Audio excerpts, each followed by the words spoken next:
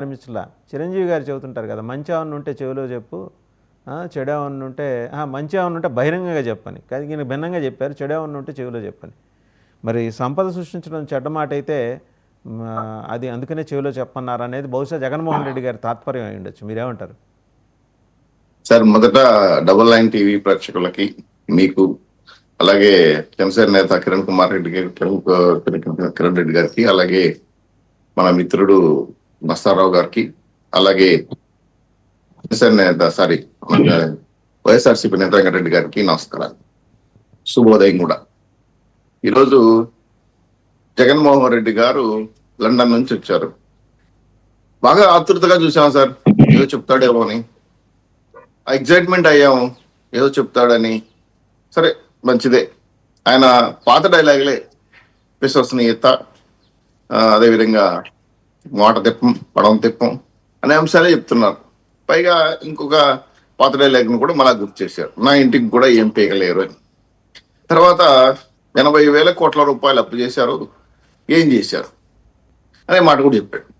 నాకు గుర్తుకొచ్చింది, ఇప్పుడు ఫీజు రీఎంబర్స్మెంట్ 3,242 కోట్ల రూపాయలు, చిక్కీలు కోడిగుడ్లు బకాయిలు 256 రూపాయలు, వసతి దీవెన 989 రూపాయలు, ఆరోగ్యశ్రీకి 2,200 కోట్ల రూపాయలు, ధాన్యం బకాయిలు 167 కోట్లు, 4,600 కోట్లు, ఉద్యోగ బకాయిలు 20,000 కోట్లు, ఇరిగేషన్ డిపార్ట్మెంట్ బకాయిలు 900 కోట్లు, గృహ నిర్మాణం 780 కోట్లు, ఎన్ఆర్జీసీ కింద 2,000 కోట్లు, ఇవే 57 కోట్లు.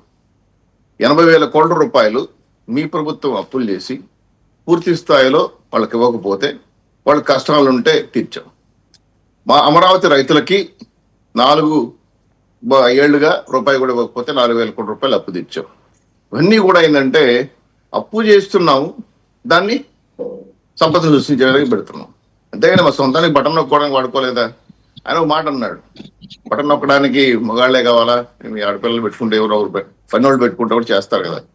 ఎస్, కరెక్టే. నిజంగానే బటన్ నొక్కడానికి ముఖ్యమంత్రి ఆయన అక్కర్లా. పూర్తి స్థాయిలో ఆయన కమ్మన్గా రావాల్సిన విషయాలపైన స్పష్టంగా మాట్లాడాల్సిన అవసరం ఉంది. కాబట్టి ఆ విషయంగా మాట్లాడినప్పుడు ఇంకో మాట కూడా మాట్లాడాడు. ఇప్పుడు మీరు ఎవరన్నా కష్టం వస్తే నన్ను తలుచుకోండి. ఏమని తలుచుకోవాలి సార్? జైలు బీరాన్ని తలుచుకోవాలా, లేదంటే 6 నెలలు 16 నెలలు జైల్లో ఉండాలని తెలుసుకోవాలా, లేదంటే 42 కేసులు పెట్టుకున్నాను తెలుసుకోవాలా? మిమ్మల్ని ఏ విధంగా ఆదర్శం తీసుకోవాలి? అందుకే సార్ అబ్దుల్ కలాము కళలు కనమన్నాడు, కథలు మింగమల్లా. పూర్తిగా రాష్ట్ర వ్యాప్తంగా కూడా 10 కోట్ల రూపాయలు అప్పు చేశారు, 10 లక్షల కోట్ల రూపాయలు అప్పులు చేశారు. 71,000 అసలు వడ్డీ కలిపి కడుతున్నాం, సంక్షేమం చేస్తున్నాం, అభివృద్ధి కార్యక్రమాలు చేస్తున్నాం, అదేవిధంగా పెట్టుబడులు తీసుకొస్తున్నాం, మీ అప్పులు కూడా తీరుస్తున్నాం. టోటల్ గా కూడా రాష్ట్రాన్ని ముందుకెలా తీసుకెళ్లాలి పైన చాలా స్పష్టంగా అందిస్తాం. ఇంకా పేకాడ క్లబ్లు, మా ఎమ్మెల్యేలు బ్రహ్మాండంగా పనిచేస్తున్నారు. మరి మీ ఉన్న ఎమ్మెల్యేలు పనిచేస్తుంటారు అంటే ఎందుకు పారిపోతున్నారు? ఎందుకు మీ పార్టీని వదిలేస్తున్నారు? ఇవన్నీ కూడా మాట్లాడుతుంటే చాలా విషయాలు, విశ్వసనీయత, అదేవిధంగా మానవత్వం, అదేవిధంగా మనం తిప్పనే విషయాలు చెప్తుంటే పాత డైలాగులే చెప్పాడు కదా. పార్టీ కార్యకర్తల్ని ఉత్సాహపరిచే విధంగా, పార్టీని నైశీర్యాన్ని తగ్గించే విధంగా మాట్లాడాలి. ఆయన విధంగా మాట్లాడాల. పైగా పూర్తి స్థాయిలో జగన్మోహన్ రెడ్డి గారు మన చంద్రబాబు నాయుడు గారిని అనేక విషయాలపైన ప్రశ్నించాడు. మీరు మీ ప్రభుత్వం వచ్చిన తర్వాత మేము ఇవ్వాల్సిన 6 పైన అనేక హామీల పైన మీరు చెప్పలేదు. ఎస్, ఇప్పుడు కూడా చెప్పారు కదా, సూపర్ 6 ఎప్పుడెప్పుడు అమలు చేస్తున్నారు, మూడు నిర్ణయాలు తీసుకున్నారు, ఆల్రెడీ 2 జరుగుతున్నాయి. అనేక అంశాల పైన చాలా స్పష్టంగా క్లారిటీ ఇచ్చారు. పార్లమెంట్ సాక్షిగా పయ్యావుల కేసులు కూడా ఇచ్చారు. సో ఇవన్నీ కూడా మనకు ప్రత్యేకంగా కనిపించేది ఏంటంటే, ఈ రాష్ట్ర వ్యాప్తంగా ఉన్నటువంటి అభివృద్ధి కార్యక్రమాలు, అమరావతి కార్యక్రమాలు, అదేవిధంగా పోలవరం కార్యక్రమాలు, అదేవిధంగా వైజాగ్ జోను, అదేవిధంగా మన విశాఖ స్టీల్ ప్లాంట్, వీటిని అభివృద్ధి చేస్తుండో, వీటిని ముందుకు తీసుకెళ్లడంలో ఆయన ఫెయిల్ అయ్యాడు. కాబట్టి మేము పాస్ అయ్యాం. కాబట్టి ఆ విధంగా తీసుకెళ్తా ఉంటే రాష్ట్రం ముందుకెళ్ళిపోతుందేమో, మళ్ళీ ఎన్నిక రావాలి కదా, మనం ఎన్నిక పోవాలి కదా, రెవెన్యూ ఎన్నిక పరిపాలన చేయాలి కదా, ఈ పరిపాలన చేయకుండా ముందుకు పోతున్నాడే అని ఒక డైనమాలో పడిపోయాడు. సో ఇవన్నీ కూడా ఏంటంటే, ప్రజాస్వామ్య పద్ధతిలో పరిపాలన చేస్తున్న ఎన్డీఏ కూటమిని పూర్తిగా వ్యతిరేకించి మాట్లాడాలి. ఇంకో మాట అయితే అన్నారు సార్, ఏం ఆయన చెప్పాలి? 80,000 కోట్ల రూపాయలు అప్పులు చేశారు అని.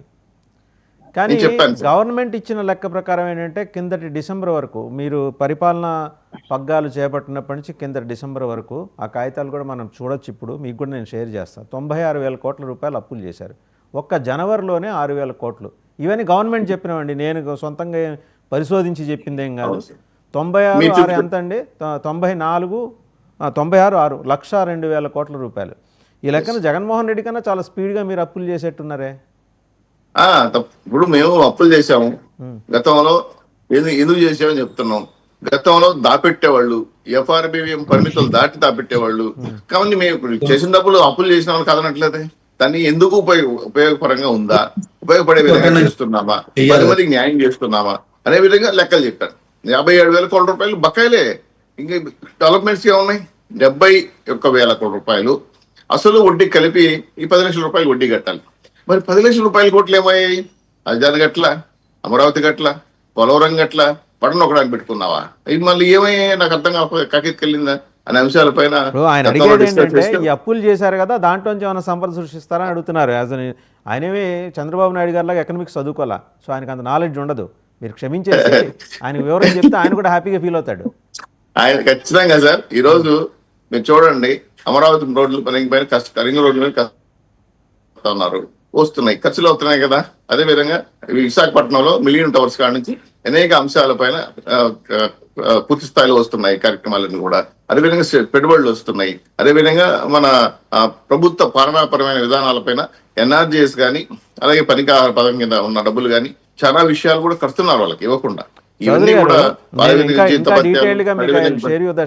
మీరు పరిపాలనలో ఉండగా అభివృద్ధి కార్యక్రమాల మీద ఖర్చు పెట్టింది 1,176 కోట్ల రూపాయలు, జగన్మోహన్ రెడ్డి 976 కోట్ల రూపాయలు. అది మీ ప్రభుత్వం ఇచ్చిన లెక్కలే, ఎవరు పరిశోధించి షాడో డిటెక్టివ్ లాగా కనుక్కున్నవి కాదు, ప్రభుత్వం ఇచ్చిన లెక్కలే. అవన్నీ మీకు షేర్ చేస్తా, మళ్ళీ మీ దగ్గరకు వస్తా. ఈ లోపల శాంతిప్రసాద్ గారి దగ్గరికి వెళ్దాం, జనసేన అధికార ప్రతినిధి. వారి దగ్గరికి వెళ్ళే ముందు జగన్మోహన్ రెడ్డి ఇంకో మాట కూడా మాట్లాడారు, అది కూడా చూద్దాం ఒకసారి. హామీలకు గ్యారంటీ అంటూ ఇంటింటికి బాండ్లు కూడా పంచారు. అమలు చేయలేకపోతే ఏమన్నారు? అమలు చేయలేకపోతే చొక్కా పట్టుకోండి అన్నారు. అమలు చేయలేకపోతే చొక్కా పట్టుకుని నిలదీయండి అని కూడా అన్నారు. ఇప్పుడు వీరు ఇచ్చిన బాండ్లు ఏమైనాయి? ఇప్పుడు వీరు చెప్పిన మేనిఫెస్టో హామీలు ఏమైనాయి? వీరు పంచిన పాంఫ్లెట్స్ ఏమైనాయి?